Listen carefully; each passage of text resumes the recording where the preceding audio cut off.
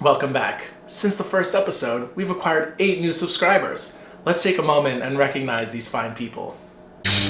Thank you 8 subscribers for your non-monetary support. It's greatly appreciated. We've got our first official question from Keith Legrees 24. Hey Justin, how did you get into leatherworking and why is it your material of choice? Well Keith, it all started with my first leather bag. And then my second. And then my third. Fourth. Fifth. Oh god. Many have also been asking, is that you beatboxing? The answer is no. But can I beatbox? Answer is...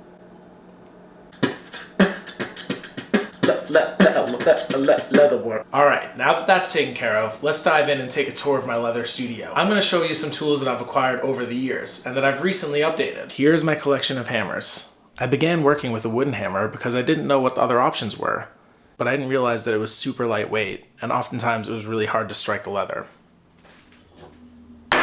See how light it is? Next, I bought a rubber hammer. This was much more heavyweight, but wasn't quite the right feel that I was looking for. So I started doing research and I found this nylon hammer. This nylon hammer is a solid piece of equipment. You see it has the leather handle here and it also has brass hardware. You have much more control when you're hammering things into the leather.